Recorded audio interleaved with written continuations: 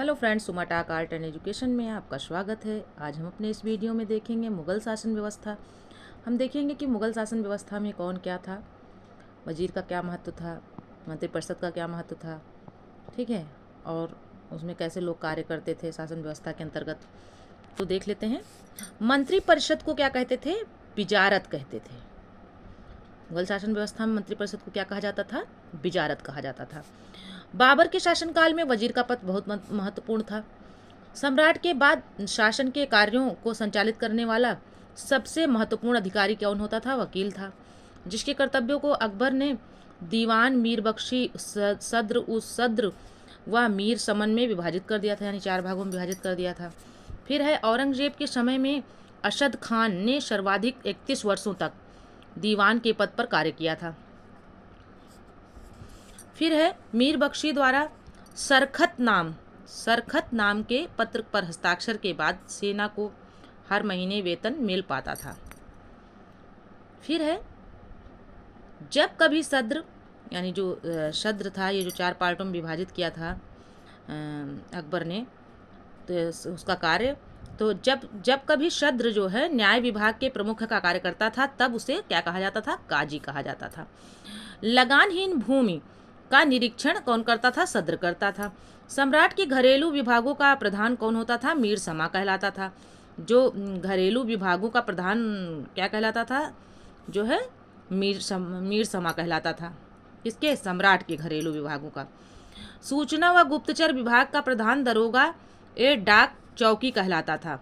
वह शरीयत के प्रतिकूल कार्य करने वालों को रोकना, आम जनता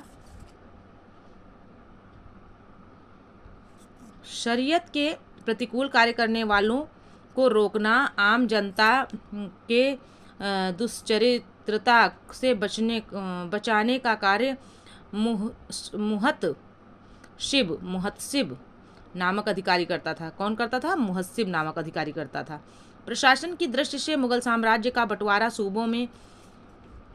सूबों का सरकार में, सरकार का परगना या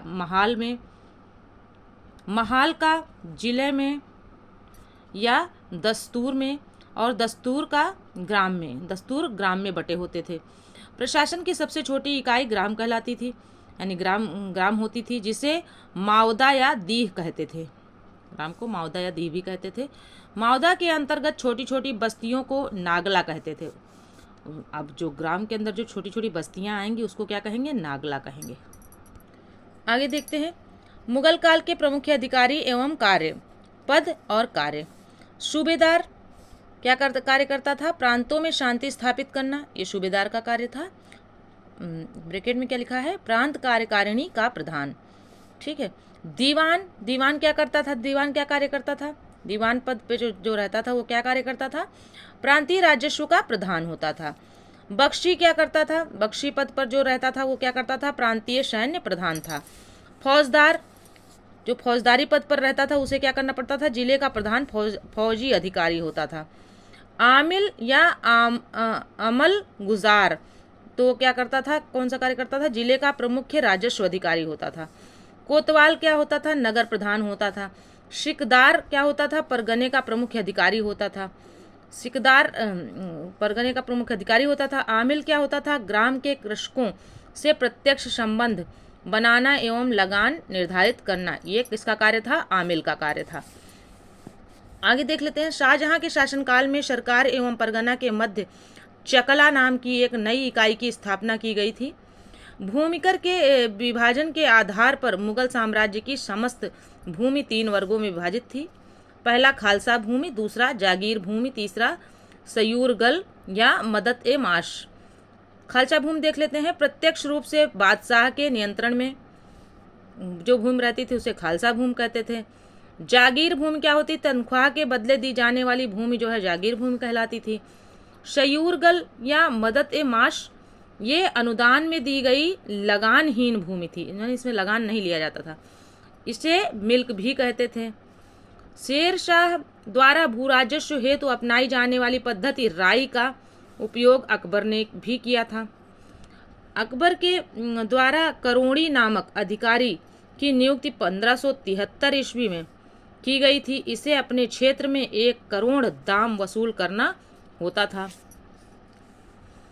1580 ईस्वी में अकबर ने दहशाला नाम की नवीन कर प्रणाली प्रारंभ की।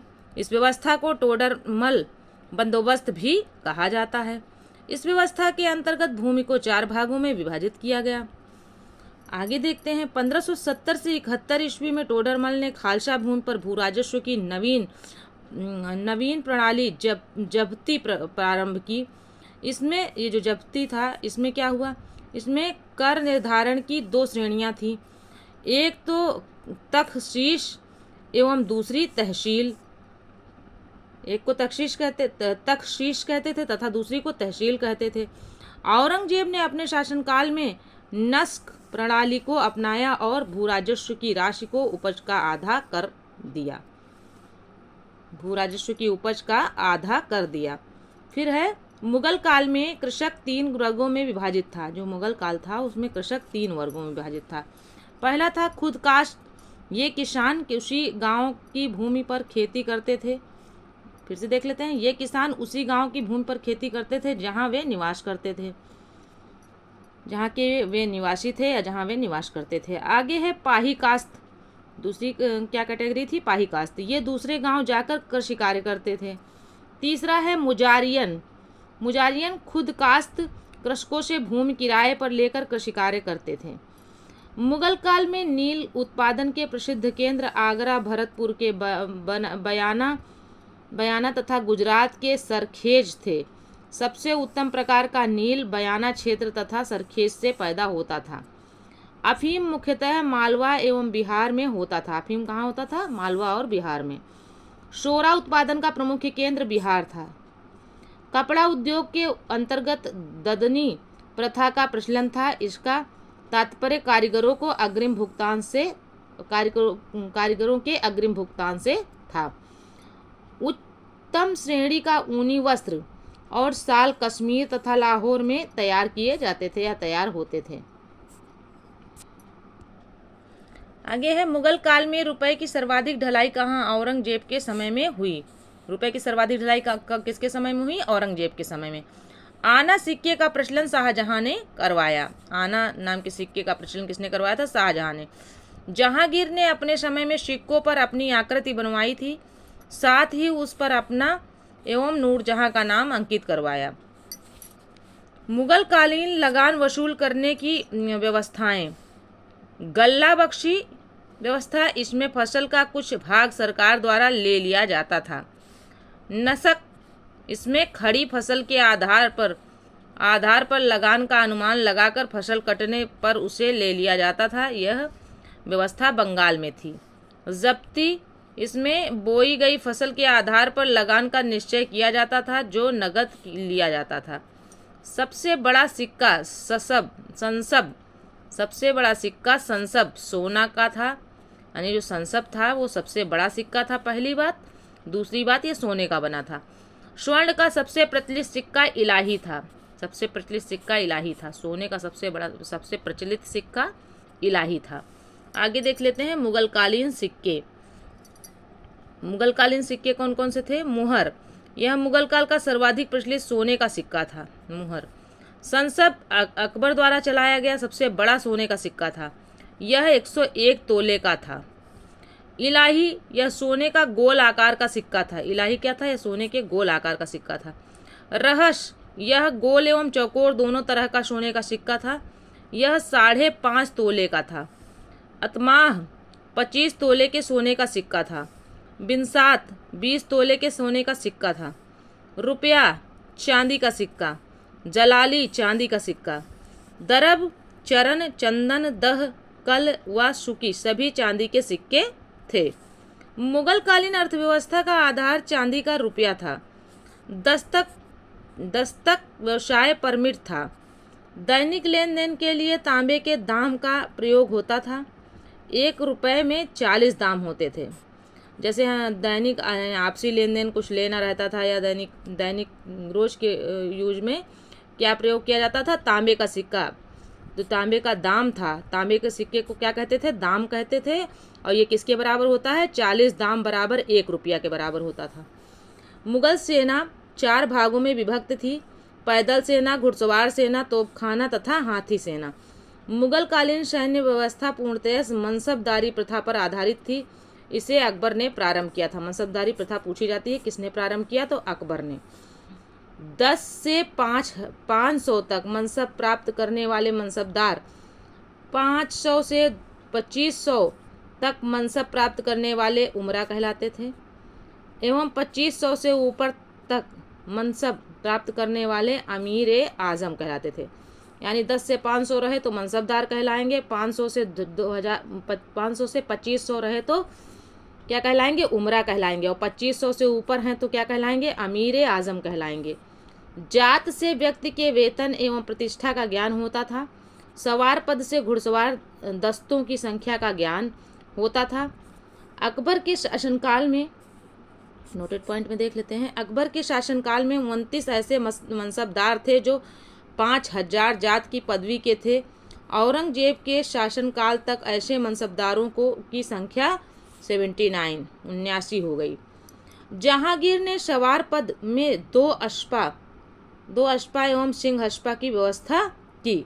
सर्वप्रथम यह पद महावत खां को दिया गया। मनसबदारों के अलावा खुद मुगल शहंशाह भी फुटकर घुड़सवार रखते थे, जिन्हें अहदी कहा जाता था।